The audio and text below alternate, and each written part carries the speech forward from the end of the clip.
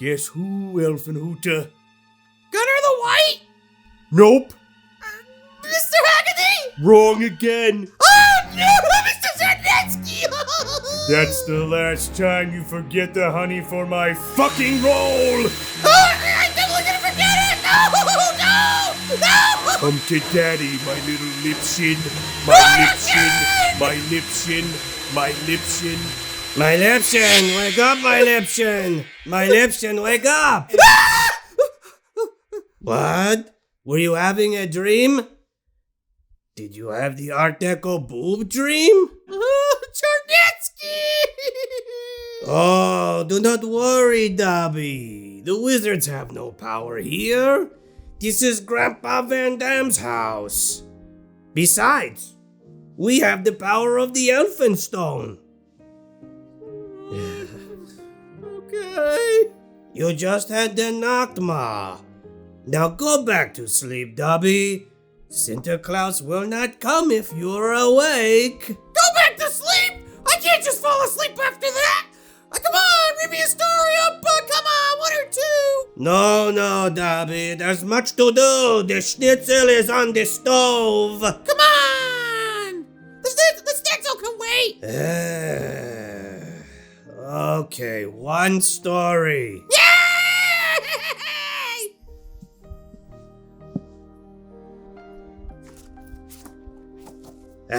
Here we are. This one is about the little elfin Hooter who was lost in New York.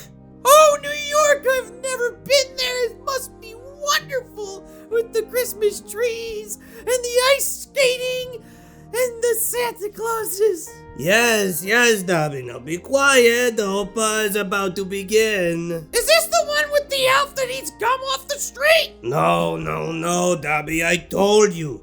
This one is about the little elfin Hooter who left for Christmas vacation and got on the wrong plane. Oh! Dobby always wanted to take a vacation, but the only vacation Dobby gets is Christmas Eve with you, Opa. Then it's right back to the castle! So then let's make the most of it, Dobby. Okay. Now, where was I? Hey, what's up, and welcome to Movie Dumpster Season 5, Episode 20. Today we're talking about Home Alone 2, Lost in New York, directed by Christopher Columbus from 1992. I'm Joe Lascola. And I'm Sean O'Rourke. Welcome to the dumpster.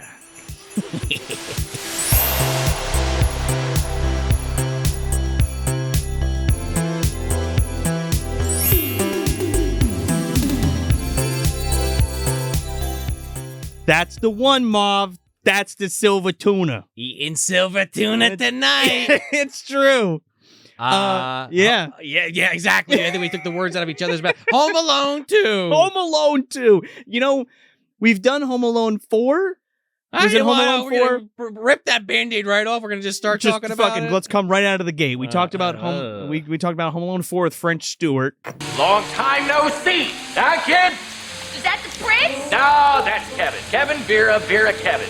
Yes, that was originally that was the only one we really ever planned covering. Maybe 5 because that's like the other really bad one, and well, I guess now 6. Well, now that that's a thing. Home Sweet Home Alone, is that that new one with that kid from Jojo Rabbit? Or 6, I guess. If they're even counting them anymore. I'm fucking 100% good on that. Yeah, but 2 is one I didn't think like kind of like going back to like another one we covered a while back. Terminator Salvation was one we talked about. Yeah, never thought we'd cover that movie or going to Terminator that deeply. Like now we're doing Home Alone 2, and I'm like, we did one of the bad ones. Now let's do like one of the really good ones. One of the quintessential Christmas movies. Right, one of the best Christmas movies of all time. I think so. Arguably. Yeah. Well, the best one of the best Christmas sequels. Christmas movie sequels. Sure. Yeah. There. Yeah, I guess right out of the gate, I mean, Home Alone 2 is like one of those situations where, not only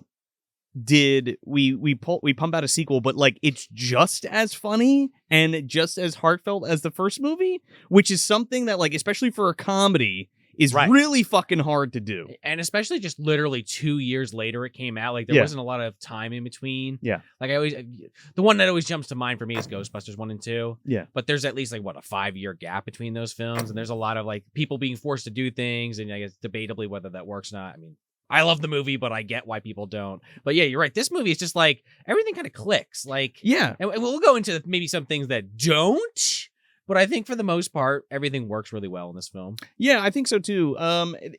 Like just to put a pin on that real quick, like there's just off the top of my head, there's only a few things, or there's only a few comedy sequels that I think actually really work really well, as well as Home Alone 2, and that's like Problem Child 2. Oh, okay. Like, I think that movie's fucking hilarious and just as funny, if not funnier, than the original Problem Child. Sure. I mean, like Rush Hour 2, I think is pretty funny. That's one that comes to mind. I mean, that's like comedy action, I guess, but yeah, no, that works too. But like, but that also, right, because that works because it basically hinges upon the action too. I mean, there is comedy for sure. Yeah, but like, I said Ghostbusters 2. That's another one I think that works. Yeah, but not to the extent of like you said, Problem Child 2 or this film. I think there's a lot more missteps in Ghostbusters 2, but I enjoy it. Right. For a comedy, which essentially does the same fucking thing as the first movie. Yeah, but in like fresh ways. Beverly Hills Cop 2. That's pull it off. Not as good as the first one, but it's good. It's pretty damn close. Well, for instance, Hocus Pocus 2 is a pile of shit. Still haven't watched it. And that's one where, they reuse jokes from the first movie, but fucking fall completely flat. Whereas something like Problem Child 2 or Home Alone 2, you do the jokes, but they're implemented in a way where they're actually funny and not just a rehash of the same thing. Addams Family Values specifically is really fucking good, and I think it's better than the first one. Debbie. Yeah. I always love Pubert, and that cracks me up, and that fucking wig that Uncle Fester wears is just the funniest thing in the world in that movie. Oh, it's hilarious. Both Austin Powers sequels are kind of great, but especially The Spy Who Shagged Me, I think, is actually probably better than the first one. I think it's better than the first one. I would argue that each one is kind of equally great for different reasons, but just like off the cuff, definitely Spy Who Shagged Me is great. I mean, Fat Bastard, Mini-Me, the time travel stuff, you bring back Will Ferrell, like it's just fucking funny. The shush scene, it just kills me, man. Again, another thing where the jokes from the first movie come back in the second one and are just as good or better than right, exactly. Yeah, and I mean, like, I don't know how deep we want to even go into this, but like Home Alone 3, for example, kind of does its own thing. I mean, it obviously pulls ideas from the first two films, don't get me wrong. Yeah. But, like, I feel like, and we're not talking about that movie today specifically. Maybe we will eventually, like, years from now, if we come back to Home Alone in some capacity. Yeah. But that's when I feel like that people shit on all the time, and I feel like it's not... It's kind of like, not comparatively in quality, but like a Predator 2 situation where it's like, well, Arnold's not in it, so it must suck. Well, granted, that's actually still an amazing film, and Home Alone 3 is not that good, but I enjoy it. Well, Home Alone 3 at least does the decency of like, hey, this isn't Macaulay Culkin's character. These are not the McCallisters. This is a completely different kid, which is fine, and that's the way to do it, right? Yeah. Unlike Home Alone 4. Right, okay, 4. Right. Which we already fucking talked about in length. Go check it out. Yeah. It's part of our Trashing Through the Snow playlist, which you can watch right now, or listen to, rather, if you'd like to do that. French Stewart plays Marv as Harry, as French Stewart. It's bizarre. Kevin, Vera, Kevin. Book bar, open book bar, shelf, book bar, shelf. Open sesame. That won't work. Oh, yeah, that won't work. Oh, yeah, they're like trying to kidnap a prince or something. I don't know. Eric Avari's in it, sadly enough. It's fucking awful, that poor guy. Yeah. Paycheck, question mark. But yeah, Home Alone 2, you come off of 1, which is, again, like, one of the, at this point in time, one of the ultimate Christmas films, I would argue. Didn't know, it wasn't always that way. No, right, yeah, it didn't do too hot initially. I feel like this is one, like, I grew up with, like, like if you want to talk about just like kind of our history with the film briefly, like Yeah. that probably if I was left to my own devices, I would have eventually came to, but this is one like my cousins always had on Home Alone 1 and 2, so Yeah. they kind of introduced me to it, and then it was on constant rotation in the house. Oh, big So, time. so there's a little bit of that for sure. Like you got that kind of warm blanket on, watching Home Alone, thinking back to those good times. Fucking firing that baby up on Yeah. tape here, watching that fucking Pizza Hut commercial in the beginning. That's what I'm talking about. Exactly. But it was like a movie when it came out, and you read about it now, and you find out like it's kind of similar to Mario Brothers in some extent, besides maybe the vodka not being involved. Well, Where Joe Pesci and Daniel Stern thought this movie was just going to be a total shit show. Which, to be fair, I mean, from their perspective, like you think about the plot of that first film and the second one to some extent, where it's like two guys are trying to rob this guy's house, and a kid defers them by throwing Legos on thwarts the them. ground. Yeah, I don't know.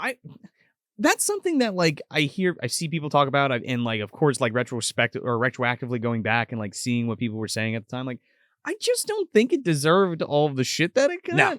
Like it's fucking funny, Yeah. man. Like it's weird. It's definitely weird and out there, and it's got all the slapstick you can fucking shake a stick at. And I think it's like one of the last really good like slapstick comedy movies. Yeah, especially in the 90s. Yeah. Or early 90s. Yeah. I want to talk about specifically how they ratchet that up once we get into the movie, but Well, just back to the jokes that we were talking yeah, about, like how yeah. everything's kind of like upped for the second one. Yes. But 2 was one we always kind of came back to over 1 for some reason. I think it was part of it was just the traps in particular are way more over the top, so it's kind of more laugh a minute towards the end there. which again, maybe I could see some people arguing why maybe that doesn't work for them, but that's you're not gonna hear that on this episode. No. But yeah, it's just a movie that's always stuck with me, and I watch both every year. Yeah. So I'm like beyond thrilled to talk about it. I did not get a chance because we're like Santa's elves making the movie dumpster goodness for you for the last month of the year. Yes. So unfortunately, I did not get to go away with my wife to Chicago. And she had gone and she got to see Home Alone, the first one, in the church where it was shot for on-set cinema. That's awesome. Remember I mentioned the Goonies thing we did? Oh yeah. Well, that was the Home Alone one. Was the Southbound Shovel Slayer there? He might have been. He salts the sidewalks, man. He's got mummies in that fucking trash can in the movie dumpster. Well, right in the movie dumpster, right? Yeah, Munchie's in there with it. That's what actually gets the salt nice and smooth to drop down on the ground. Mummies. What's your history with this movie? My history with Home Alone? I feel like it's just been part of the DNA since I can remember. Yeah. Like again, this movie comes out in 1990. The first film, and like we had it on tape. I remember, like I mean, here it is. But like I watched it all the time, and then like when my sister was born the year this movie came out. Oh yeah, which is kind of crazy to me. And then I don't know, we just grew up with it, and we grew up with it and watched it every year. It's hilarious. I wanted to be Kevin. Yeah, you know what I mean? Yeah. I wanted, the smart mouth little. I mean, I was Kevin. What am I talking call about? People horses' ass, horses' asses, sarcastic little shithead. Yeah, I'm always getting crapped on. Always getting dumped on. Right? Yeah. And just the idea, like. I don't know, man. Like Daniel Stern and Joe Pesci are so goddamn funny. I remember being scared of the first one when I was a kid, like especially Joe Pesci in some of those scenes. Well, Southbound Shovel Slayer. Oh yeah, he like the old guy freaked me out. There was also that particular tarantula scared the shit out of me. Well, yeah, you're arachnophobe. Yeah. We got to do arachnophobia. Eventually, I'll bite that bullet. Whoever gets to it first, whether it be us or the HTM crew, but there was a scene in particular, in the beginning of the first movie when the storm that like knocks out the power. Yeah. It used to scare the shit out of me for some reason. The bow flies off, and like just John Williams' score, and it's like all like spooky and stuff. And that Santa specifically that like zooms in and like the wreath is like shaking. The newspaper hitting the door. Yeah, wet bandits and everything. Well, that's 2. Isn't it? Well, I think there's also 1 in 1. Is it 1? There might be also 1. It might be quicker because you're not familiar with the characters yet. Or it might just say like robberies in the neighborhood or something to that effect. I did not watch the first one this year yet. Oh, okay. So as of the recording. I did not watch the first one yet. I watched both. Yeah. I did. It was like Black Christmas, Home Alone 2, like right off the gate, right after Thanksgiving. Right out the gate. I don't know, man. I gotta save Black Christmas. 74. That's like my big one. That and Silent Night, Deadly Night. I saved Halloween for Halloween, and then I never fucking watched it. So I was like, I'm not doing that with Home Alone. I'm watching this right off the bat. Okay, I understand that. But yeah, I mean, like, I don't know what else I can really say before we kind of get into this. much like you, Home Alone was big in our house. I think I already said that, but like the video games too. I never played the video games. I mean, the Super Nintendo one, I feel like is one I hear more about, but like the Sega Genesis one, like we didn't own it, but I feel like we rented it from Blockbuster or AZ Video like so many times they might as well have just handed it to us. The second one, right? The first one actually. Really? I don't know if there was a second. I think one. there's definitely a Lost in New probably York. is, I'm yeah. almost positive. But I always like that game in particular. Like, I don't know if it's actually good, but as a kid, I liked it. Yeah. Where you basically go into these different houses in the neighborhood to try to like, impede the wet bandits. And you get like your sled and you drive around. It's got horrible controls, but you get like different traps and weapons, and like you get like the snowball machine or something, like you can combine items, I think. Okay. And you can like shoot them and they turn into like snowmen and shit that's and make them kinda like cool. get tripped up. But yeah, I don't know. It's like Home Alone, man. I don't know. There's just something fucking about it.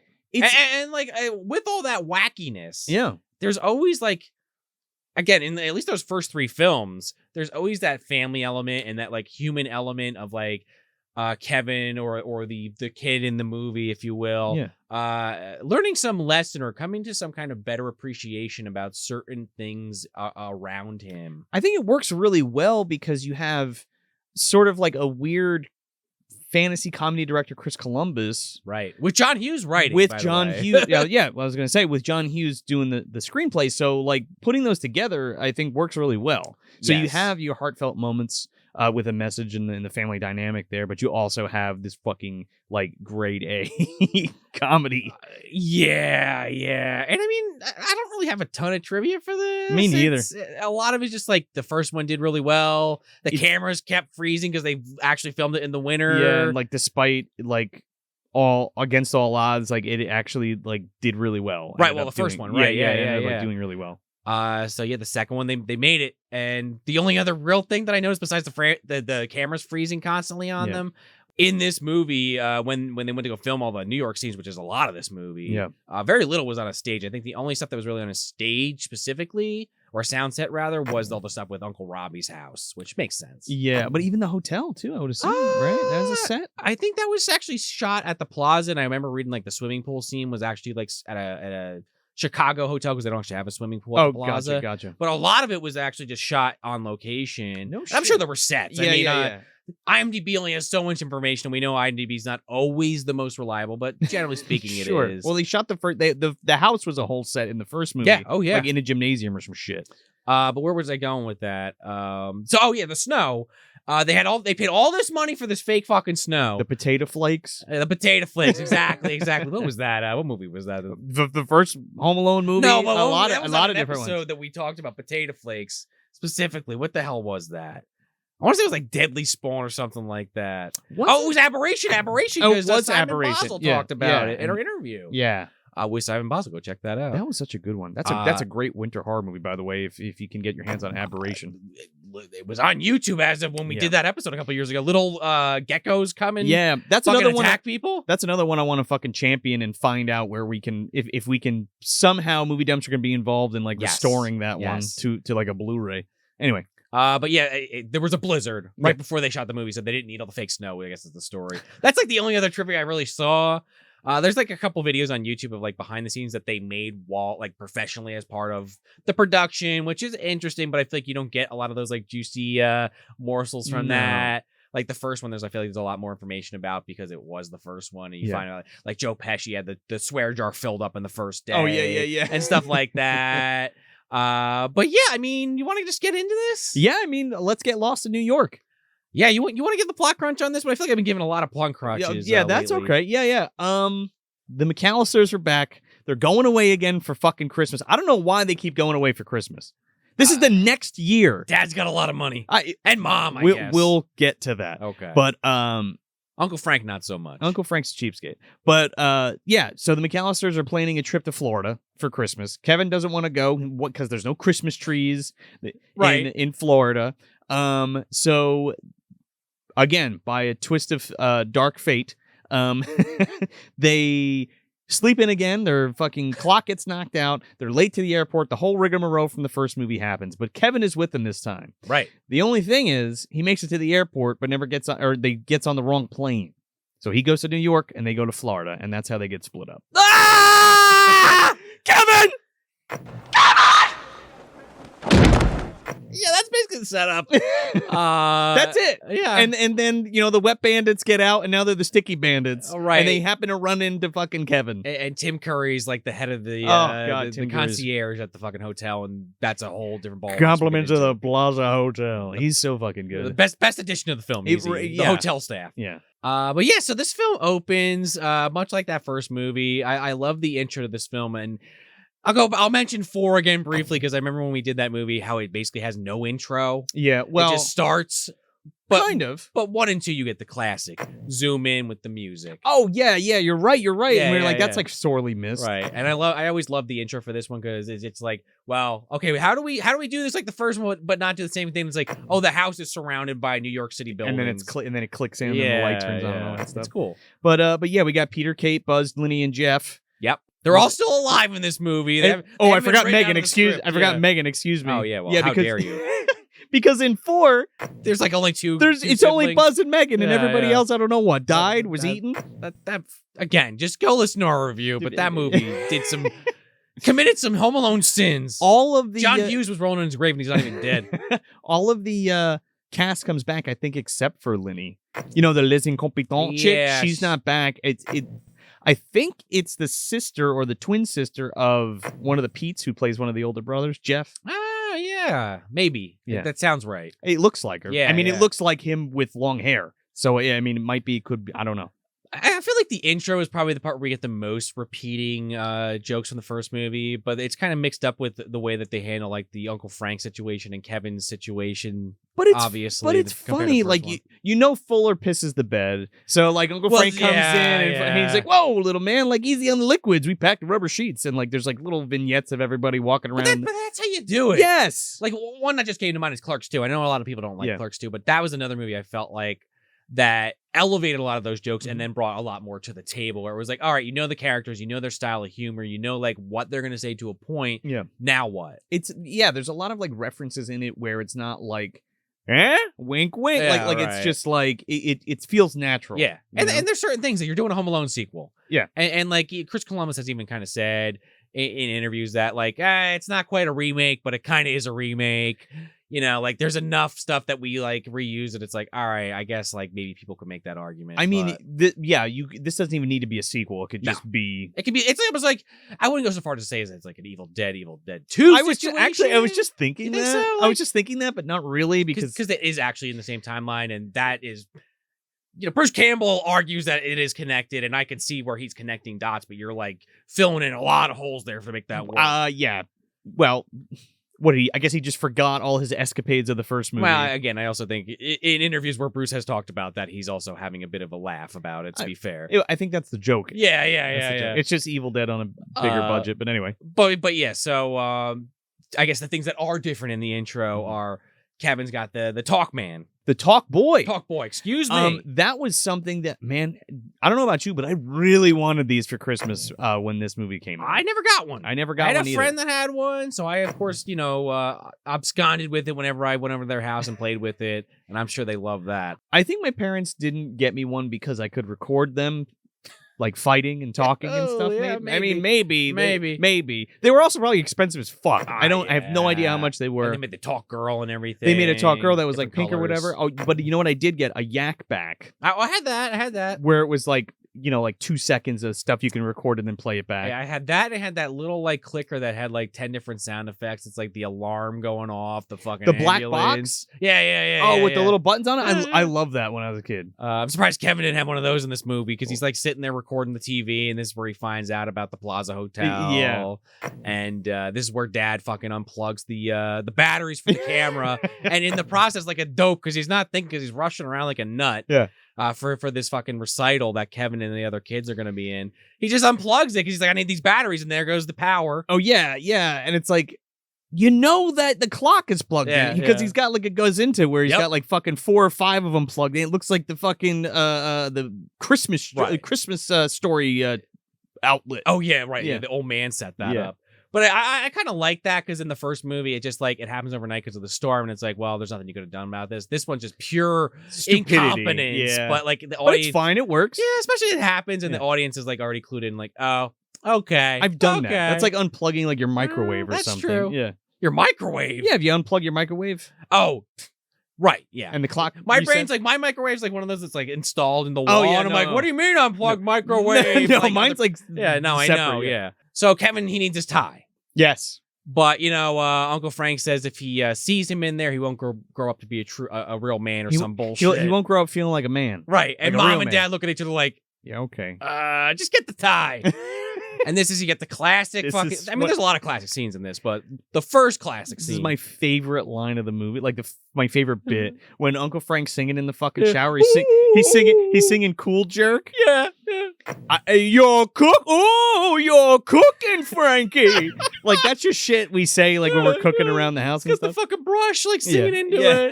it. Get out of here, you nosy little pervert! I'm gonna slap you silly. Right, yeah, and of course Kevin records He it all records it on the Talkboy. for future reference. Yeah.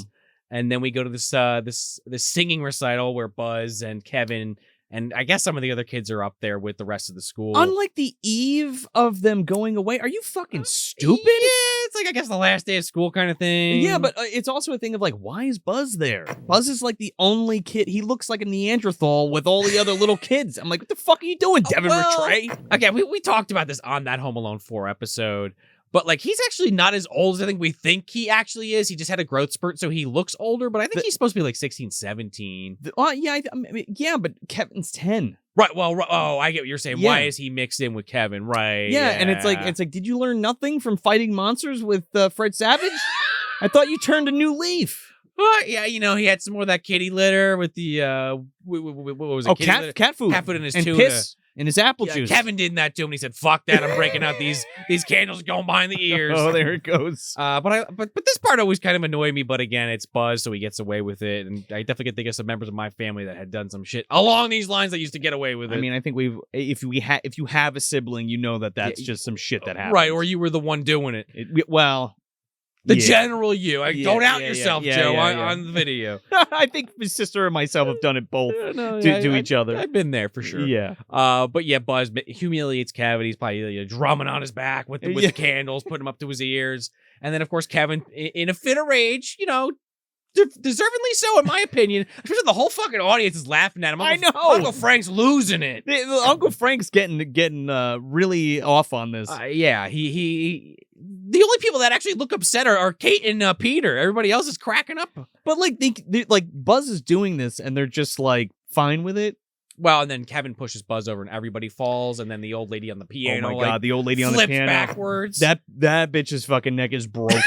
She like falls off the stool, off the stage. Oh my god, Kevin, are you going to apologize to this poor woman who died? No.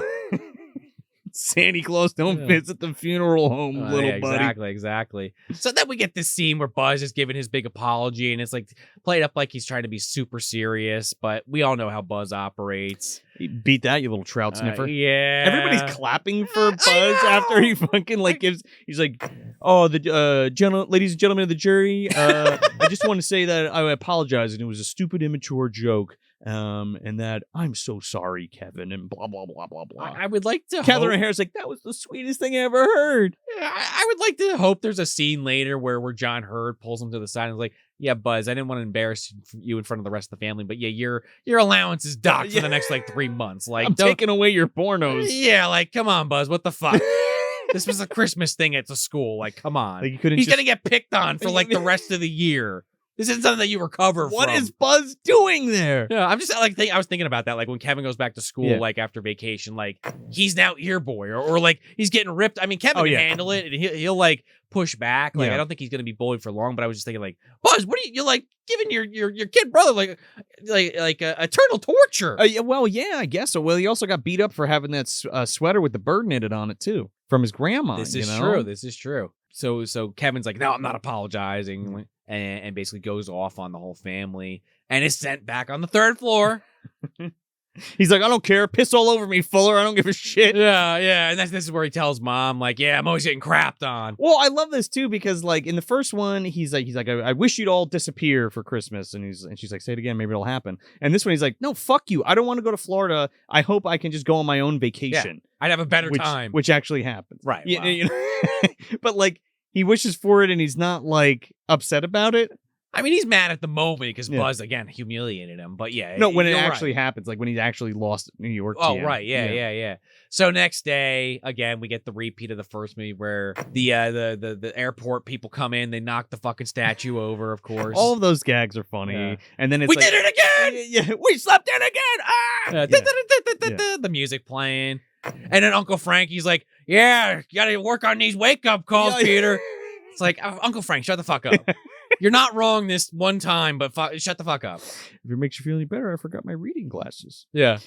So they're running to the fucking airport, and you know Everyone's there this time. They check. Everyone's there. Kevin's got his Partridge ticket in a pear tree. Yeah. Why are we fucking with trying to put battery? Like, I've been there before where, like, no, I need to do this, my shit with my Game Boy right now before we get to wherever we're going so I can have peace of mind. He's trying to put batteries in his fucking Talkboy. And, like, Well, he's got to listen to the music on the plane. Dad's also neglecting him because he's Well, like, they're "Here, super late. Want to check my bag? Okay, come on." And, like, he runs in front. I would never run in front of my kid. I don't care how old they are. You know or what I how mean? much of a hurry you're Yeah, in. like I'm making sure that fucking 10-year-old child is like in front of me. Right. He ends up. There's another it's- guy with the exact same fucking jacket on as John Hurd. Right. I was gonna say though, it's like it's a 4-letter word, Joe. Plot. Plot. That's I know. why. But you're right. It's a stretch, but not too much. It's believable enough in the context of a Home Alone sequel. It's believable because Catherine O'Hara and John Hurd are negligent parents, especially to Kevin. Yeah, like Catherine O'Hara feels bad about it, but yeah, definitely. Well, yeah, but she also facilitates it. Yeah, because they get to the gate and it's like, well, I want to wait and make sure everybody's here, and then like John Hurd, who just like forgot about last year, I guess, just like, don't worry about it. We got to get on the plane. It'll be fine. Because he saw Kevin, so he's like, oh, it's good. He's here somewhere. Yeah, like he's in the airport. Where could he be? Like, you need the buddy system. You got 14 fucking people going on this plane. Well, that wouldn't work with Buzz either. He'd probably like sticking with Buzz. Buzz doesn't give a shit. Stick him with fucking Fuller. Well, that's a good point. Fuller yeah. seems to be everywhere. That's a good point. Yeah.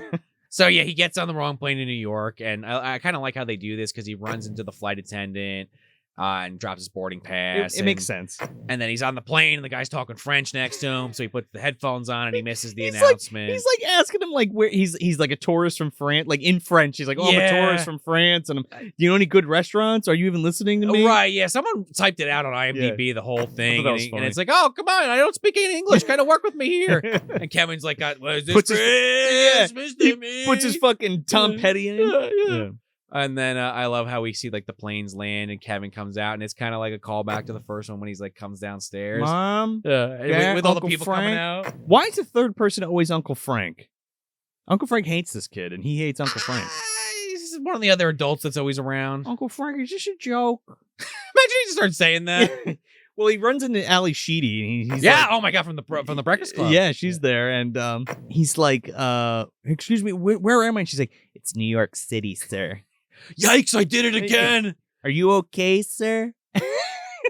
He just like backs away slowly.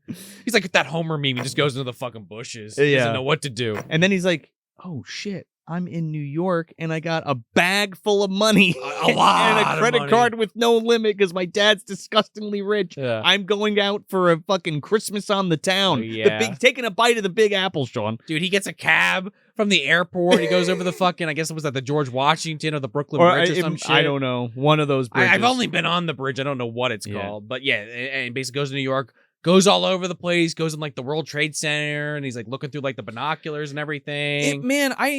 He's having a grand old time. For some reason, I always forget about that part, and it's so weird to like see it. They cut it out of the TV version for a long time. Well, like the after whole section, yeah, right. Well, right after 9/11. Yeah. But like only recently have they started putting it back in. So unless you have like the DVD or the Blu-ray or the VHS, like, you're not seeing that part. I just forgot, and then I saw it. I was like, oh, and I was like, oh. But it's cool because they were like at the top and like did this huge like pull out and stuff like over the city. It was pretty. It's impressive. It's pretty cool. Yeah. And then you cut to the Kevin's having this great day out and about in New York City, enjoying himself. He's getting fucking candy and pizza and looking around, seeing all the sights. Here comes on the conveyor belt Kevin's bag in Miami. This scene, another one that just totally kills me. And this is one that was quoted for years. Again, I have a cousin named Kevin, so that also plays into it a little bit. So we'd always be, yo, Kevin! Because that's this scene. Give this to Kevin. Give this to Kevin. The bag. Give this to Kevin. Fuller Wait. with the old couple at the end is classic. Kevin's not here. Yeah, exactly. And I love how it gets down to every person and finally to Dad. And Dad's like, wait, what? And then that's Mom does the classic Kevin and faints. Yeah. It's still funny. It's funnier than the first one. Yeah. I mean, I guess that's what they're going for. They're trying to elevate the joke. And in the first one, she's sitting down. She does faint. But this one, she still faints, but she's going, boom, like a tree going timber. Yeah, she's going down. Yeah. So Kevin's walking around New York, and on his escapades, he passes a fish market, and this fucking truck pulls in, and there we are. Yes. Oh, right. Yeah, we step out. Well, we're behind. You smell that, Sean? Smells like fish. It's freedom, Sean. I love how everything just goes over Marv's head. Like he's but also fish. I do like the way that they kind of, for lack of a better term, evolve their characters in this film. Yeah. Because like Harry was always a smart one, but like I like in this one that like they play him up that like, yeah, he's smarter, but he's not like some genius. He's just got it kind of figured out a little better. He's still a fool, like a petty criminal. Yeah. Right. But he's at least got some ideas. Yeah. And then Marv, like he's still an idiot, but I feel like they play up some of his idiotisms, if that's even a word, like more in this one, almost like kind of like a Steve Brule effect, like, you know, like in Tim and Eric, Steve Brule was always kind of an idiot, but he became like way dumber in his own show. Yeah, well, like for comedic effect. His hyperbolic shit that he always says, in reference to whatever Harry's talking about. Right, yeah. Marv's definitely plays that stuff up more in this film, especially like when he starts like grabbing like change out of Santa's fucking cauldron. Now they're the Sticky Bandits, so he's got a big fucking, he's got this tape on his hand. He's like stealing change out of people's shit. I do want to mention one thing that's apparently in the novelization of this, so I guess maybe one day a book to the movie will be in our future. Hold on. That needs to happen because I want to know how they translate all of the injuries to a book. Well, that is a good point. Yeah. CB, let us know. Yeah, I need get in contact. Need to know this. I have to read this. So apparently in the beginning of the novelization, which is like a prologue to the film. Do you see the prison break? I don't know. It was just this couple of sentences on IMDb. Again, maybe they lied to me. Maybe IMDb lied. They escaped, by the way, Harry and Marv, after a prison riot. The Wet Bandits got out. Somehow, they escaped with Richard Pryor and fucking Gene Wilder. Mickey and Mallory Knox were there. They killed fucking Tom Sizemore. It was a whole thing. Well, it was Rorschach and Night Owl and the gang. They came in. They were breaking out somebody, or they were breaking out Rorschach. That's what it was. Oh, yeah, that's what it is. Andy Dufresne's walking around. Right. Mickey gets chainsawed in half. Correct. Mickey from Seinfeld. Yes. But yeah, so apparently Marv has a nightmare in prison where he and Harry sneak away from the cops, I guess at the end of the last movie. And they return to Kevin's house to seek revenge. And then Kevin bolts into the garage with Harry and Marv in hot pursuit. And then they end up triggering some extra traps that Kevin had apparently set up in the garage. Okay.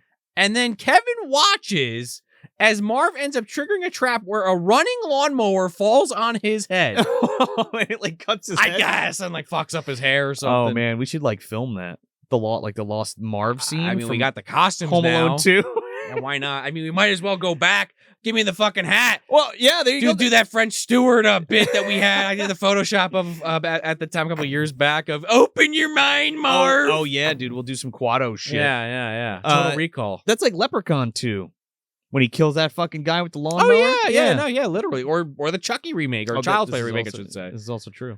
So then Kevin goes to the Plaza Hotel, and he meets our 45th president of the United States, which... I love the video where somebody replaced him with the special edition Jabba the Hutt. Oh, my God. That's fucking fucking hilarious. So, yeah, I mean... Not saying it here, folks. Yeah, Trump's in the movie. Yeah. That's a thing. Yeah. Whatever. He owned the Plaza at the time. It is what it is. He was like a... It was a different time. It was a different time, big name. It was just something totally different. It was just pre-Apprentice. Think about it that way. Yeah. And it's a cameo. Yeah. So he goes in and he meets Tim Curry and Cousin It's wife from fucking Cousin Addams It's wife's Family. there. Rob Schneider's there. Yeah. Who's fucking really funny in this movie. Yeah. Cedric. Yeah. Always asking for the Run tip. along, Cedric. The tip through line is great because I just want to talk about that just briefly. So Kevin gives him the gum at first. Well, hold on. There's one thing I want to know because that Talkboy TM comes back. And he records himself. He records himself like making a reservation as his dad, and he's like, "Hi, this is Peter McCallister, the father The father. I just mentioned that. The father. I need a room with a TV and one of those little fridges with the key and a king size bed. Credit card, you got it. Credit card, no problem. Anyway. But I do love the running joke with the tip where first he gives him gum. The fucking fruit stripe gum, by the way. Yes. Then the second time, he's like, I still have some of my tip from last time. And Kevin pulls out like $1,000 and it's like, oh, I guess okay, you don't want it. And then like the final one is a Buzz gives him gum at the end. Puts it in his hand. Yeah. It's a funny joke. And he says something about his family. He's like, oh, nice family. Or Yeah. By the way, that fruit stripe gum is running out of flavor like the minute he walks down the fucking hallway, by the way. Yeah. But yeah, he checks in and Tim Curry kind of tells Rob Schneider, like, yeah, keep an eye on him. This is a little fishy. Like this 10-year-old just shows up. Herbert Hoover stayed here. The vacuum guy? No, the president. We get some of the montage scenes of Kevin in the fucking hotel. He does the swimming pool scene. Yeah, the swimming pool scene where he loses his underwear. Yikes! His fucking drawers. Or I guess his dad's drawers, I guess is what those actually are. Because it's his dad's bag. Yeah, but like, did Peter like have his swim trunks in his fucking bag? Might have. Maybe. I mean, he's pulling that string all the way to keep it on, so no wonder it flew off him. We get Angels with Filthier Souls, the movie within the movie. Which even is, filthier. Yeah, there you go. While some guy's just serving Kevin like $100 worth of ice cream. 2 scoops or 3. He's like, 3, I'm not driving. Yeah, it's fucking great, dude. Like, and then, of course, the Merry Christmas, You Filthy Animal. Well, that's a classic. Yeah. 1, 2, and he just unloads. You been smooching with everybody. Little Mo with the gimpy leg. Cliff. Tony Bob. Cliff. Cheeks. Yeah. I could go on forever, baby. That's a bit that does not lose its luster at all, because that could very easily just dive right into the fucking toilet. And I just think it's just hilarious the way they make that joke work again. Like in the first one with like the snakes and all that shit. Yeah, that was the funny part. Like, Snakes. I don't know snakes. Yeah. Sounded like a snake. But like the way that they did it again in this totally works. And I don't know, it's fucking hilarious. It works great. Especially when so Tim Curry like breaks into the room like later that night. Yeah. And because he doesn't believe Kevin. He thinks something's off. He thinks something's off because it's just his kid by himself because he's fucking 10. Yeah. And he looks like to be fair. He looks like a vagabond. And it's the Plaza Hotel. It's like this like 5-star prestigious 5-star hotel. Yeah, expensive as hell place. So he sets up this inflatable bozo and fucking like puppeteers it in the bathtub, and he plays the Uncle Frank recording that he did. Oh my god. It's fucking hilarious. The funniest part of this fucking scene though is like when Tim Curry reacts to him yelling at him and he runs away and he smashes the shit out of his kneecap on this like coffee table, this end table. So good. Ooh, and he's like falls over. Oh, you're cooking, Frankie. It's definitely also like shows like Kevin still does this shit. Like the first movie where he's got the whole setup for the Jingle Bell Rock scene. Yeah. It's reminiscent of that. Then we get these intercut scenes, of course, with the fan, like, Peter and Kate. Yeah, like, Miami. Or in Miami, like, talking about Kevin, he's gone, obviously, and they're talking to the cop, and it's like, dude, that's rough. That's gonna be fucking embarrassing. We did this last year by accident. Oops. McCallister, stay the fuck home for Christmas, would you? You have this giant, beautiful house. It's nice and snowy in Chicago. It's very cozy and beautiful. What the fuck are you going to Florida for? I mean, especially taking Frank's word in that shitty ass motel. Well, I wouldn't take Uncle Frank's word for anything. No. I mean, the man went to fucking hell and came back, for all we know. You know what I just realized? That scene when they're in Florida at that hotel, it's the Dolphin something hotel. Yeah, I was going to make the joke that Daniel Baldwin's like a couple... Oh, he owns it. He owns the fucking I know, place. but that's the same one from yesterday's Target where he pulls the fucking thing out of his leg. He owns it now, but the Dolphin Dive Hotel. I don't know. Meanwhile, there's some kind of temporal distortion in this hotel, and in the next room over, he's also there hanging out with TK Carter. Well, I was gonna say with James Woods and Mark Woods Booth, or what the fuck is that guy? Who? I forget his name. Basically, vampires is my point. John Hughes Buchanan. There you go. John Hughes Buchanan, by the way. I guess we've kind of talked about some MDU shit this episode, but not really. I mean, we kind of did.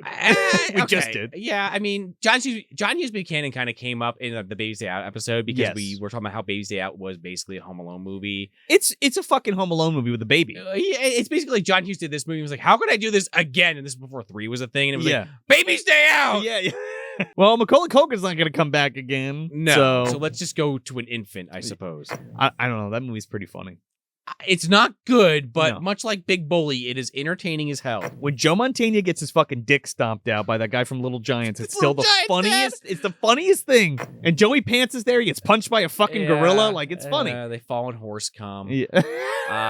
That is a movie that, without saying it, because I don't want to say anything that isn't actually crystallized and already in a can somewhere, but Baby's Day Out will make a return on this show in a particular capacity that I will not reveal at this moment. Well, this is also true. So Kevin goes downstairs, and Tim Curry's there, and he's like, "Oh, sorry for that little altercation." He's like, "Mr. McCallister." Oh, right, And yeah. he's like, "Oh, Yeah, my boy." dad left. He's really pissed. He's really pissed, and he's like, "Well, I'd like to apologize to him, like, personally." And he's like, "If you saw a guy, if somebody looked at you in the shower, would you want to talk to that guy?" buck naked. And he's like, "Oh no, I suppose not.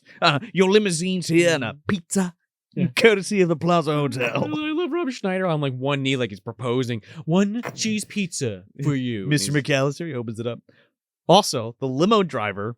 Yeah. I was like, that guy sounds familiar and looks familiar. He's the fucking guy from Men in Black who's like arguing with Will Smith. He's like, "Yeah, I think he threw him off the roof." Oh And my god. He's like, anytime, 5 minutes, whatever. Yeah, and he's like, yeah. "About 5 minutes on the Stairmaster, you pudgy bastard." God. That's the fucking guy. Wow. Well, that guy takes him to another MDU icon at Duncan's Toy Chest. Mr. Duncan, there he is. Yes. Look at my. This is not FAO Schwartz. It's Duncan's Toy Chest. I talk about the movie dumpster universe and Baby's fucking Day Out. Eddie Bracken. Yeah, Eddie Bracken, who also, which we haven't really ever talked about, but also was owns Wally World, by the way. He owns Wally World. He was I think there's a lineage of Eddie Bracken because he's also a fucking corpse too. Yes, but that's the end of his story. He's had a case of the stubborn. He had a case of the Stummers. He just would not die. He was a veteran. Christian Slater made him sneeze his nose off. Right. Yeah. But yeah, he was a veteran. That's where he met the baby from Baby's Day Out. But he was also in this movie owning a toy store. I love children, and I have Christmas time, and I'm going to give all the money to the children's hospital because I'm a nice guy. Yeah, I mean, he is. He is a nice guy. Mr. Duncan's a sweet guy. This movie has a lot of very nice older people that you kind of want to root for and you kind of feel bad for. For sure.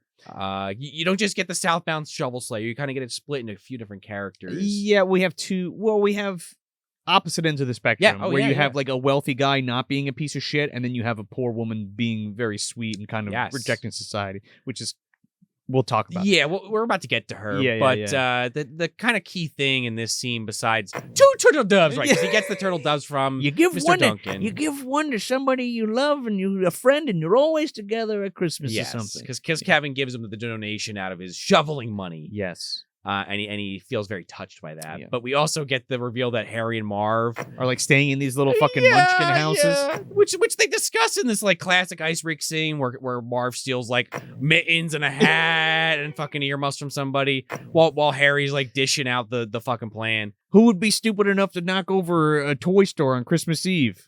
Us. That's basically what he does. Yeah. But they're in these little houses. It's fucking hilarious. They keep like freezing every time people walk by. Oh yeah, like they're naturally supposed to be there. Yeah. But yeah, they're basically gonna hang out till the place closes. Yeah, and they're gonna steal all the money for the charity. Exactly. So Kevin leaves. He buys some of this Monster Sap soap, which is gonna be important later. That like green shit. That I always wanted that, and that was like a limited edition thing that came out Yes. for the movie. I was reading. It's like don't even look it up on eBay. It's super expensive. It's fucking stupid expensive. But if you have one laying around the house, you're like, I don't want this. Make a buck. Movie dumpster, P.O. Box Or that. 918. Send it to me. There you go. Yeah, do that instead of what I said. But this is where you finally get the meeting of Kevin and the burglars again. And Kevin does a patented scream as Marv reaches out to him while Harry's like, "Hello, pal." Hiya, pal. Yeah. And they chase him to Central Park. And we get some shenanigans during this chase where he gets like some fucking pearls and he gets them to trip on that he buys from like a street vendor. He gets it from Chocolate Chip Charlie from My Demon Lover. He's there Yeah, telling exactly. fortunes, Yeah. but he buys the pearls from him. Cass is hanging out there trying to get some tail. He's finds playing food. saxophone for Christmas. So he's playing Christmas carols. But he gets away from him this time. So he runs back to the hotel. Yeah, but now Tim Curry has like cracked the code that like. Well, he went full Grinch because that scene with the I Grinch love fading the, to his smile. The transition is so good of that. Where he finds out that the credit card was stolen because that was basically how the cops in Miami said, "Okay, well, this is how we're gonna find out where your kid is." But if we say it's stolen, it'll get flagged. But why? But like, why say it's stolen? Why just be like, well, where's the last charge from? I wonder if maybe, what is that about? Maybe that's just where the tech was at the time. That's all they could do. I don't plot. I mean, I hate to always just go back to that, but they have it would have to the technology would have to be there for the charge to go through. No, yeah. So like the charge is being recorded somewhere. Where's it being recorded? And be like, well, where was that charge from? Oh, New York? Well, I guess he's in fucking New York at the Plaza Hotel. Call the fucking Plaza Hotel. Right. Instead, Tim Curry's got to fucking like prove a point and that this kid's scamming them. What an asshole. And he like Does goes, he get paid more for that, I guess? No, he's just a fucking dipshit. And he like wants to go after Kevin. Yeah. And, And so then he chases him up to his room. And I love Kevin slides under fucking Cousin It's wife. I wish I could remember her damn name. I wrote it down. I forgot. It's Cousin It's wife. But it's Rob Schneider and Tim Curry like tackle her. Oh my god, yeah, they great. hit the floor hard. I'm a big fan of like where you cut somebody off like right before they say a curse, and that's like one of my favorite parts is like when he sits up. Yeah. And he's like, "You little shit," and the fucking elevator closes. Yeah. I just had deja vu like crazy. Yes, do tell. That's it. Oh, okay. Just this looking. Oh, yeah. Anyway.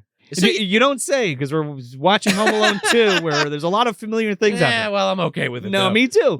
So yeah, speaking of, he goes upstairs and he goes into his room and he fires up that videotape again, and he knows exactly where to pause it because Kevin's a master by now. He's really good at editing on that fucking Yeah, remote. He could have done that as a career later in life if he would have liked to. It's very impressive. Even compensating for that little piece where there's no audio for like a second. Yes. I think I kind of like this one better than the one with Marv and the pizza guy from the first one, just because the way it all comes together. The funnier part is Marv in the True. in that Well, him when he has the conversation with Joe Pesci in the car, I think that's funnier than what happens. Right. Well, snakes. Yeah, I don't know snakes. Yeah. But this one's just funny because you have Tim Curry on his knees. I love you. I love you. And you have the Cliff joke. The guy, the bellhop's name's Cliff. Like he's smooching everybody. You were smooching my brother, and Tim Curry's like, that's preposterous. And then the Boney Bob, Cliff. He's like, no, it's not true. It's a lie. So then Kevin gets the classic machine gun scene lined up, and there's a maniac with a shot with a gun on the floor, crawling on his arms like fucking Solid Snake or something. But then Kevin gets caught by Harry and Marv. He jumps off a loading dock in the back right into Joe Pesci's hands. And I love this scene because Joe Pesci's hand's up and you see like the big M burned in his hand. It's pretty fucking great. And there's scenes later, and I kind of love the attention to detail where Joe Pesci's like tapping doorknobs because he's not chancing it. He doesn't want to burn his hand. Yeah. So then he's not looking up though, ever. No, well, and Marv's never looking down. He's got talk about baby's fucking day out. He's got the baby's day out vision. Doesn't look below his knees. Yeah. But Marv spills the beans because he's got to tell somebody about it, I guess. And Kevin records it. So we're knocking over Duncan's toy chest at midnight. At midnight tonight. That fucking Talkboy's rolling. Yeah. So then there's like this woman that Marv hit on previously. You know, Kevin doesn't know this, but it's like a callback to an earlier scene. And they're going to just shoot Kevin in the park. They don't give a shit. Yeah, they're ready to blow this kid's brains out. And Kevin pinches this woman's ass, points at Marv. Marv smiles, and she punches the shit out of him. I think she kind of looks like Missy Piles. A little bit. She ends up dating Marv for 4. Yeah, she punched him in the face and then slipped into his pocket her number because she was a little turned on by the whole thing.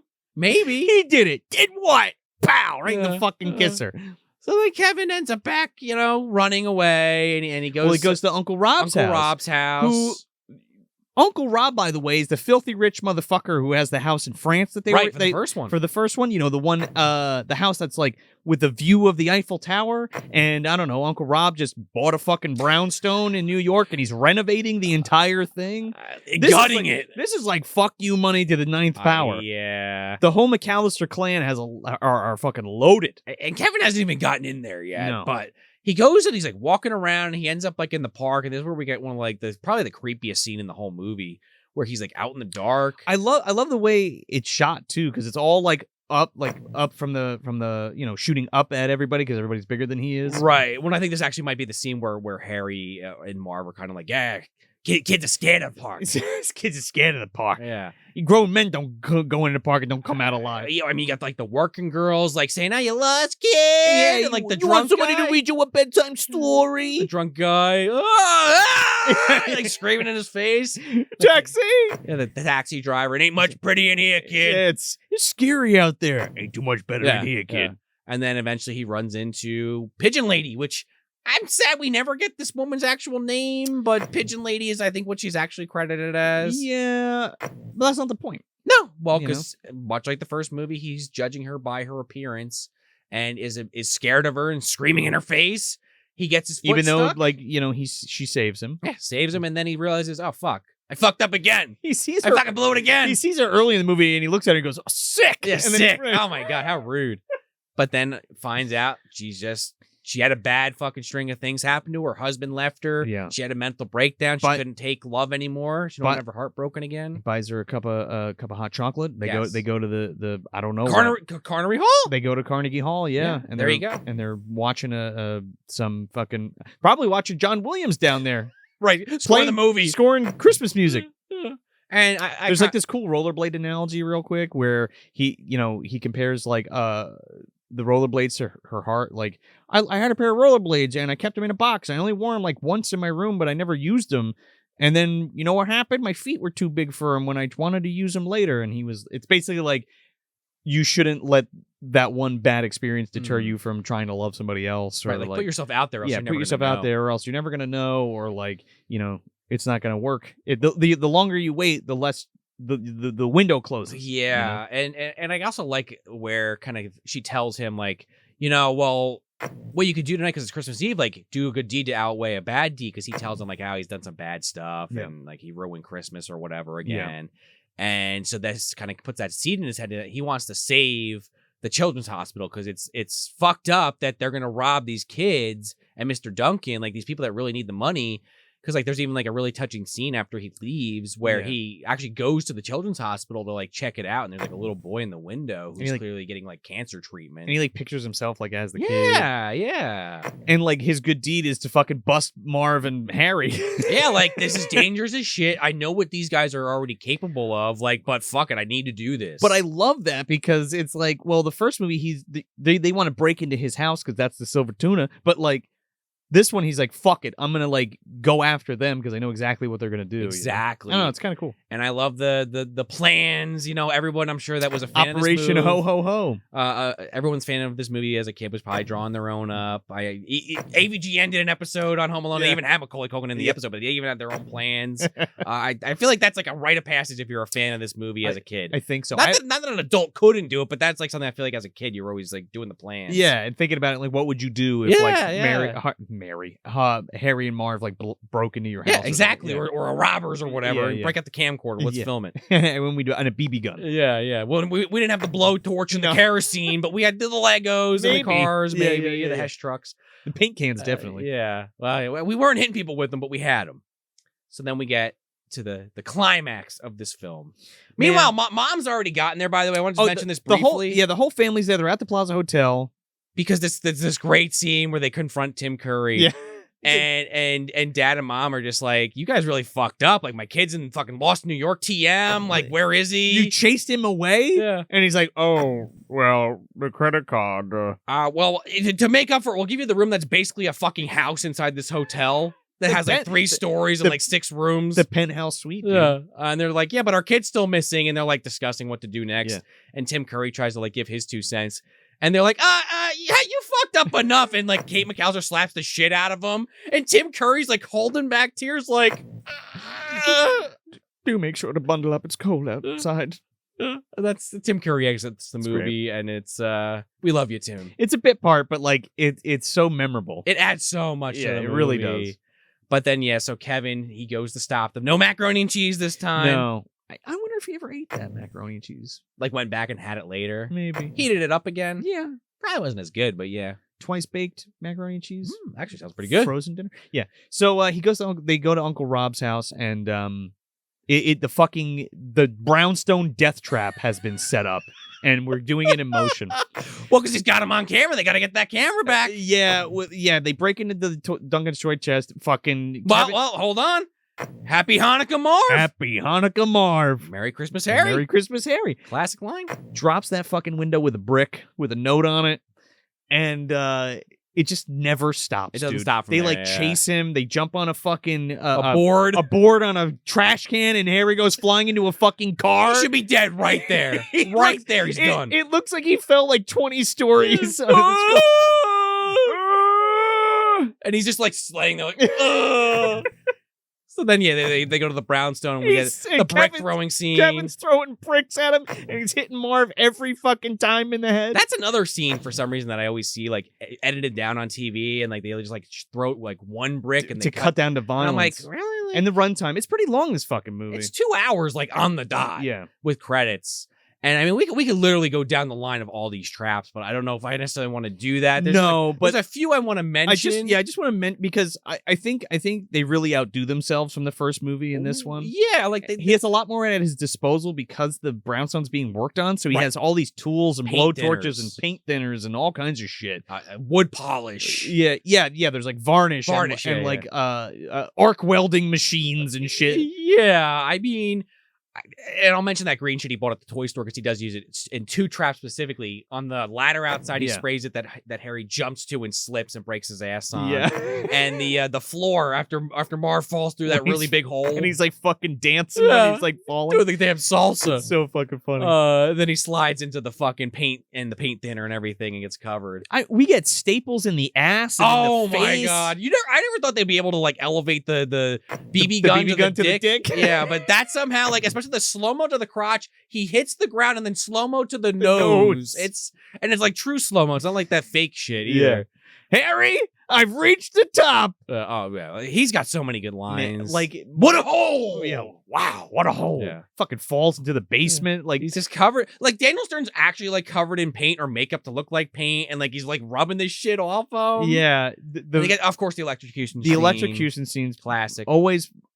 It's never not funny. Which, because we haven't mentioned it yet, we may have recreated possibly in a recent video. It's we possible. Are featured in. Yeah, go check it out. Die Hard, but it's a Christmas movie. Go Yes. check it out on Hack the Movies right now. Sean and myself are Harry and Marv. Yes. Hence the costumes. There you go. We waited almost an hour into the review to mention it, but yes, it is a thing that we did. That's okay. And, go check that out because we worked Yes. really fucking hard on it. Yes, we did. And while you're there, check out the last parody we did with Hack the Movies that Halloween. Joe was behind the camera and was Dr. Loomis for. Halloween in 5 minutes. I was also behind the camera on the Die Hard one Yes, too. yes, Yeah. yes. But yeah, so the Except for the scenes that I'm in. well, right. Well, yeah. What do you clone yourself? Now I you're did talking. set them up, though. Did you get but French anyway. Stewart? Did you Yes, get I French did. Stewart? Book bar yourself. Yeah. So they kind of go through the traps. Other ones I want to mention just because they're fucking hilarious is the twist on the paint can scene. The twist on the paint cans with the fucking metal bar that he Yeah. like, throws off. 3, 4 when it hits him when it flies off. Marv's like shitty like boxes stacked on top of each other that's solid. Yeah. Solid as a rock, huh, Marv? And And Joe Pesci's fucking head is on fire again and dunks it in like the Dude, kerosene he does a filled fucking toilet. handstand on Yeah. the toilet. Like why? And it just blows up. He's like going like this on his teeth. Yeah. Like that classic like explosion where it like shoots it from the outside and Yeah, it just yeah, goes boom. I love the tool chest going down a flight of stairs. What's that hits him. sound? Yeah. It's a tool chest falling down the stairs. Yeah. And then the kind of the final kicker one before we get into the Central Park Yeah. is the kerosene rope. Are you wearing aftershave? Yeah. You know, it's Marv kerosene. scrolling back up, all scared. They're fucked though. Fucking Kevin lights it on fire. It ended up like reaching them and like fall, I don't know, 5 stories into like a fucking gully. And that flings all this like varnish in the air and lands on them and just totally fucking covers them. They're so Like, fucked up. Marv has like paint thinner, varnish. He had a cement bag drop on Oh, his yeah, fucking that's right. head. Yeah, that's now also paint true. varnish. Like, and plus all the stuff that happened to Harry on top Yeah. of that green shit hitting him in the head. That part falling was cracking me right on his fucking face when the ladder breaks. up. The Tools fucking falling tools on him. falling out on his head. It's just so over. I mean, the Yeah. first one when you watch it, like it's still really good, but like the trap part is like a little bit more like realistic and serious air quotes. But it's like I could almost see this happening. This No. movie, they're like, "Fuck it, it's the sequel." I don't know, dude. I We're think- dropping fucking wrenches on their head. We don't care. I think all of that's plausible. Oh, they'll be dead. But Besides I think the iron I to think, the face. I think the traps are plausible though. yeah, Like yeah, how he could set them up. sure. before we move on, I don't want to forget that one scene because now they're up at the top before they climb down the rope. Oh, okay, yeah. And Marv grabs a brick because he got hit how many fucking times in the yeah. face. Suck brick, kid! Yeah. That's one of my favorite fucking lines. Classic. So then as the movie starts to kind of wind down, Kevin's like running away and he calls like the cops on them. But the tables are kind of turned. This time Kevin slips on the ice and cracks his head. Yeah, but they fucking grab him. Harry and Marv are about to take him into Central Park and execute him. Shoot him in the face. They don't care anymore. And he's like, Harry's like a sadistic fuck. Remember he was gonna like bite off his fingers in the first movie? Yeah. Well, I mean, Marv wanted to bash him in the face with an iron. Well, yeah. And they get into Central Park, and they're just covered in so much goop that the revolver is just loaded with this shit. It's all gummed up. But the pigeon lady walks out. He saves Kevin. Yeah. And just Marv's like, shoot her, Harry. I'm trying. Shoot her, Harry. I'm trying. I'm trying to do. And then, Marv, believe it or not, is the one that kind of picks up on the situation before anybody else, like kind of looks around him and he's like, all right, let's just get the fuck out of here. Like something's off. Something's really off. But Harry's like, he's determined now. He is like done with this whole fucking situation. Like he'd rather like kill them than anything else in the world. Oh my God. It's great. She fucking hits him with the bird seed. And these fucking pigeons just like flank Harry and Marv. And like it's all worth it because right at the end, there's a shot of Marv or Daniel Stern, and he's just screaming at the top of his lungs. It's the funniest fucking thing. Yeah, and a pigeon literally flies out of like his fucking jacket. And apparently when he gets picked up by the cops. Yeah. Well, right. Yeah. But apparently, like a pigeon actually got in his mouth during the filming, and he said that was revolting. And I can imagine the fucking pigeon in your mouth. Hopefully, he didn't take a dump. Well, he's screaming the whole time. Yeah. Well, I can't even do it justice. It's like so high pitched. My throat would just be done for like a month if I even tried it. But yeah, they get arrested, and I think it's kind of funny how Marv is like throwing Harry under the bus immediately. Like he's like, well, yeah, he's got a gun. He's like, you missed the presents at the prison. He's like, we missed the presents already. He made us rob a toy store. Yeah. Shut up, Marv. And then he's like walking up the steps. Oh, we're the Sticky Bandits, ST, and then Harry's like kicking him the whole way up. Shut up, Marv. And then to use kind of a cheesy Christmas expression, it kind of all kind of comes together with a bow on top. It does. Where mom finds Kevin. She's like, she meets the cop from Pinocchio's Revenge. Ron Canada. Yeah, Ron Canada from Pinocchio's Revenge is there. And again, it's all connected, folks. We've been saying it for years. It's true. And that's kind of a touching scene because it doesn't have as much emotional weight as I think the first one when Kate's really going off at the airport or with John Candy. Yeah. But it kind of... It plucks that emotional string for sure, where she's like, "You have kids." I wonder if the cop ever left his son alone with a corpse all day at the funeral home. At the funeral home, Yeah, maybe, or at the police station. Yeah, that's the Kenosha Kicker, man. I can't believe he improv'd all that. Anyway, but yeah, I also did read that Catherine O'Hara did request like additional scenes of the mom kind of searching for Kevin because she felt like, I guess, in the original version of the script, maybe there wasn't enough of that. And I can see why and what the focus was because I feel like the big portion was Harry and Marv and like all of that shit. They expand on that heavily, and like before they leave Miami, I am kind of sitting there watching, like, yeah, Kate's like. She's concerned. She's the first one rushing to the phone, but she doesn't seem like I needed the fuck there quick. Well, I guess she doesn't know where to go. To be fair, yeah, but the thing with the first movie is she's just trying to get home and she can't because it's on fucking Christmas and there's no flights or anything. You know what I mean? Right. But yeah, so then they reunite. It's a very touching moment at Rockefeller Center. Yeah, with that big beautiful tree, and he wishes for his mom and his family again. And she shows up. Peter, Kate, Buzz, Megan, Lindy, and Jeff. And if he has time, is Uncle Frank. Yeah. My aunt, and my cousins too. And then he turned and Jesus wept and there's the visual.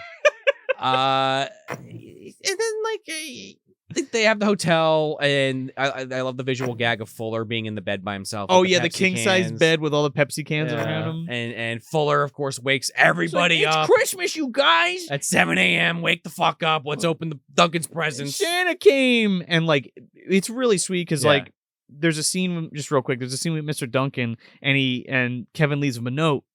And he's like, oh, thanks for the turtle doves. I'm sorry about the window. I'll pay you back when I get to Chicago. Thanks. And he's like, 2 turtle doves. Oh, where's this from? The Plaza Hotel. Okay. Find me the McCallisters and give them a bunch of presents on the house. And you do actually see like some visual storytelling where they actually do show them bring all the toys in. They do. Yeah. Yeah. But yeah, they open them all. And Buzz It's gives cool. another speech, but this time he actually sounds more genuine and not just blowing smoke up everybody's ass. He's also not a douche to No. Kevin. And he even like kind of says it like, you know, honestly, if Kevin didn't fuck up, we wouldn't be at this amazing place right now with all these presents and the snow, and we're in New York. Yeah. Like, this is awesome. Yeah.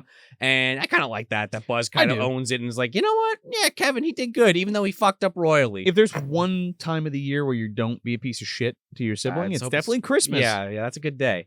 And then one of my favorite scenes in the whole movie is Kevin visiting the pigeon lady for the last time, presumably. Yeah. Runs out to her, and there's a scene when they're in Carnegie Hall earlier where he says, "I'll never forget you." Yeah. And she kind of is like, "Don't make promises you can't keep."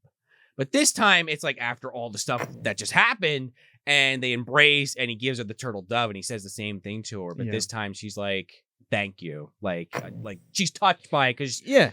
to her and everyone, she's forgotten. No one gives a shit about her. And Yeah. this little kid, not only did he like take time to like actually know her as a person and try to like help her, but like actually like considered her a friend and said, "I'll never forget you." It also and here's something that will here's help a us memento. remember each other. Yeah, and it's also a thing of like, if you hang on to that experience that you had with Kevin, it kind of like restored her faith in herself, and Yes. and that she's gonna be okay. that she's gonna be okay. And like, she even makes a comment like at the theater where she's like, "Yeah, I guess I am kind of off-putting with all this pigeon shit all over me." Well, there's that, yeah.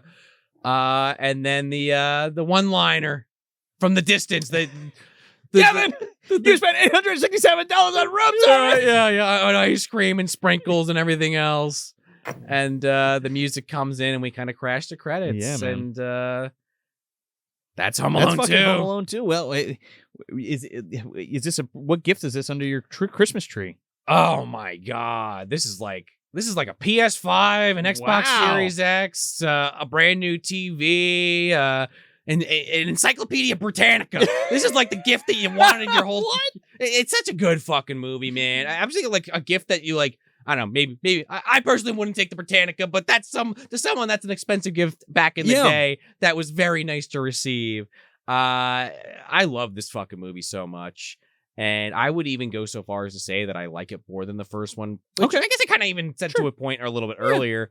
I think the first one is probably a better movie overall, just top to bottom. But this one, just the story, the characters, just the way that it's told, the fact that it knows it's Home Alone 2 and it just fucking leans into it hard. Yeah. I just think that's fucking great. And some movies just like we talked about earlier, like that doesn't always work. And it's kind of hard to do a sequel that lives up to the first one, especially with the way that they went about this sequel. Yeah. And I think it surpasses it. And I think a lot of people would agree that at least is as good as it, but I think it's even better. It's the best gift under the Christmas tree. It's probably my favorite Christmas movie behind Christmas Vacation. Okay. And then quickly followed by probably Home Alone. And then maybe like Christmas Story or something. But like that's a whole different conversation. Right. But yeah, just again, like the memories I have of it growing up that I mentioned earlier, and just it's a movie and two movies specifically that I will watch every year back to back. And I'm like so happy we got to talk about it because I just it's wearing this fucking costume too on top of that. Yeah. So I can't say enough good things about this movie. And if for some reason you wrote it off, like I don't get it, but B, fine. Rewatch it. Like if you haven't watched it in a long time, like you need to go back and watch this fucking movie. I totally agree. This movie is the talk boy that I never got, you know? I want to rewind and replay this movie every fucking year because it's great, man. And like I agree with a lot of things you just said. They managed to not only make it funny and retain, really funny. Like really funny, like laugh out loud every time I fucking watch it funny. No matter how many times I see it, but also be able to retain, like, again, the values and the sentiment between him and the people that he meets, and kind of how Kevin grows as a person. Because where the first one, it's like him and the Southbound Shovel Slayer, like accepting your family, more or less, or like don't fight with your family because you're wasting time hating each other, and you're wasting time with trivial bullshit. Rather than enjoying the time that we have together. Mm-hmm. And I think that's really sweet. And the second one's more about like you being out in the world and sharing that love with other people. Yeah. and not closing yourself off from the rest of the world. And even if the real world sometimes kind of fucks with you or kicks you and puts you down, you kind of have to get back up again, because there are people that do love you and want to be with you, or people that you want to meet and be friends with you and things like that. So I think it's really sweet, and again, it's just fucking hilarious. Like Joe Pesci and Daniel Stern are some of the funniest motherfuckers ever, and I think Daniel Stern is a criminally underrated comedian. When it comes to, like, when you think of like slapstick and contemporary people or comedians, like, I don't think he comes up a lot, but he's also a writer, director, and comedian. Like, he's like one of the fucking greats, dude. And he's got his fingers in a lot of things I think people don't even realize. Yeah, and the versatility of Joe Pesci is really great too, because he's always like a fucking tough wise guy, like in everything, and it's so fun to see him have like fun with this and like have a good time, like an incompetent gangster. Yeah, which is like hilarious to me. It's a good time.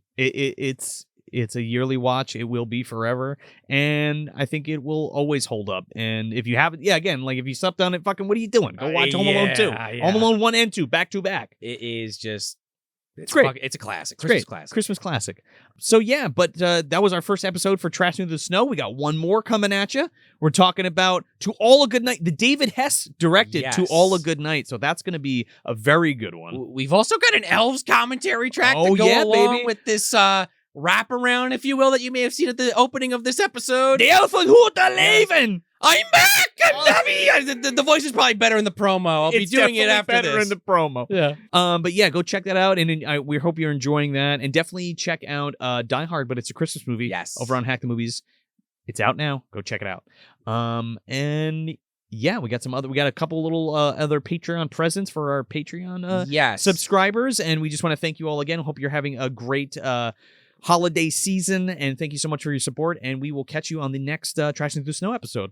And I want to mention just one thing real quick, because it's the first thing we filmed since this did happen. Also true. We just hit 1 million views on YouTube. Oh, wow, so thank you all very much. Thank you so much for your support. Thanks for watching. Thanks for listening. It's been overwhelming, and it's always humbling. Yes. And we're very glad that you enjoy the show so much, and that it helps you get through your day or whatever that may be, or maybe you just like listening to it because you like it, and that's all right too. Yeah, it's been a roller coaster, and I just wanted to comment on that because that was kind of amazing to see, and I was fucking like, crazy. Holy shit. It's insanity. Like, totally blew our minds. Yeah, we couldn't do it without you guys. Absolutely not. And don't forget, that's Movie Dumpster. MOVIE Dumpster. Podcast.com. So that's it. That's Home Alone 2, Lost in New York, from 1992, directed by Chris Columbus. I'm Joe Lascola. And I'm Sean O'Rourke. Thanks for visiting the dumpster.